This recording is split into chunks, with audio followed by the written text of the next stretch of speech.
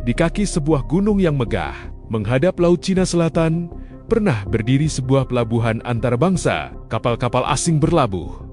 Pedagang dari jauh datang dan pergi. Namun anehnya, tiada siapa benar-benar tahu siapa yang memerintahnya dan bagaimana sebuah pelabuhan yang aktif berabad lamanya boleh lenyap begitu sahaja dari sejarah. Inilah misteri Kota Batu, Santubong. Jarak antara kawasan Santubong dan Bandaraya Kucing adalah kira-kira 35 km. Hari ini, ia hanya tapak arkeologi sunyi. Tetapi suatu ketika dahulu, ia dipercayai aktif sekitar abad ke-7 hingga ke-13 Masehi. Artifak yang ditemui di sini membuktikan sesuatu yang luar biasa. Santubong bukan sekadar perkampungan nelayan, tetapi sebuah pusat perdagangan. Bayangkan, kapal-kapal pedagang berlayar, merentasi lautan, lalu berhenti di pelabuhan ini.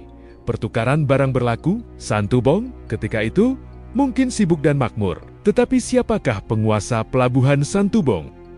Ada teori yang mengaitkan Santubong dengan Srivijaya, empayar maritim yang menguasai laluan perdagangan Selat Melaka dan Laut Cina Selatan. Santubong dikaitkan dengan era Srivijaya karena ada penemuan seramik Cina dari zaman dinasti Tang dan Song. Selain itu ada juga penemuan bukti aktiviti peleburan besi. Dan karena kedudukan Santubong yang strategik menghadap Laut Cina Selatan. Selain penemuan seramik dan artifak dari Cina, ada juga penemuan arca kecil, bergaya India, dan struktur bata yang menyerupai tapak keagamaan. Menunjukkan seperti ada pengaruh Hindu-Buddha, pengaruh yang sering dikaitkan dengan Srivijaya dan Majapahit. Namun penemuan tersebut belum dapat dijadikan bukti kukuh bahwa Santubong, sebuah kerajaan Hindu-Buddha yang besar. Artifak hanya menunjukkan pengaruh budaya dan keagamaan. Ramai ahli sejarah berpendapat, Santubong mungkin pelabuhan naungan Srivijaya, atau mungkin sekurang-kurangnya berada dalam rangkaian perdagangan di bawah pengaruh Srivijaya.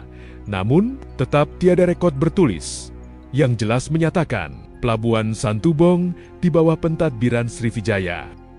Bayangkan kehidupan ketika itu, bunyi kayu kapal berderit, suara pedagang tawar-menawar, bau rempah dan besi. Gunung Santubong berdiri megah di belakang, seolah-olah menjadi saksi bisu kepada kebangkitan tamadun ini.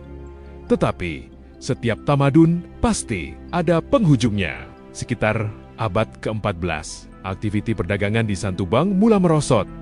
Menurut teori, aktiviti perdagangan merosot disebabkan oleh perubahan laluan perdagangan. Selain itu, ada teori yang mengatakan mungkin disebabkan oleh serangan Lanun, konflik kuasa, dan perubahan politik serantau. Juga menjadi teori kemerosotan aktiviti perdagangan di Santubong.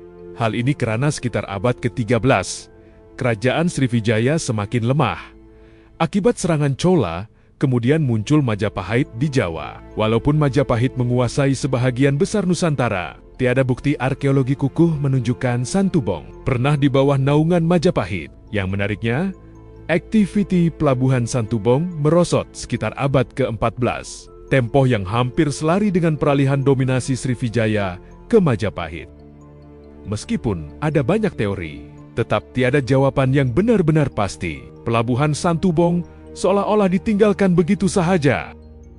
Masyarakat tempatan mempunyai legenda tentang Puteri Santubong dan Puteri Sejinjang. Kisah dua puteri yang berselisih dan berubah menjadi gunung. Adakah ia sekadar cerita rakyat atau simbol kepada konflik kuasa yang pernah berlaku? Kadangkala, legenda bukan sekadar dongeng. Ia mungkin bayangan kepada sejarah yang hilang. Tapi kenapa kita lebih didedahkan dengan cerita rakyat, Puteri Santubong dan Puteri Sejinjang, berbanding sejarah purba di Santubong, sedangkan gunung itu memang telah lama wujud, jauh sebelum pelabuhan dibina, jauh sebelum kapal-kapal dagang berlabuh di pesisirnya. Gunung tidak berubah. Yang berubah adalah manusia. Pelabuhan muncul, pelabuhan makmur, dan akhirnya pelabuhan itu hilang. Hari ini, Kota Batu Santubong hanya tinggal jejak dan Gunung Santubong terus berdiri. Bukan sebagai bukti tragedi Puteri, tetapi sebagai saksi kepada masa yang panjang dan sejarah yang pernah wujud kemudian dilupakan. Mungkin persoalan sebenar bukanlah sama ada mitos itu benar atau tidak, tetapi Kenapa kita lebih selesa mengingati dongeng daripada menggali sejarah yang sunyi? Dan jika kita tidak mula bertanya, sejarah seperti ini akan terus tenggelam, bukan karena ia tidak penting, tetapi karena tiada siapa yang memberi suara. Pada pandangan kamu, adakah kota Batu Santubong hanyalah pelabuhan purba yang dilupakan? Atau ada sesuatu dalam sejarahnya yang masih belum benar-benar kita pahami? Jika kamu minat misteri sejarah seperti ini, klik subscribe, like, and share. Karena banyak misteri sejarah yang masih belum kita bongkar.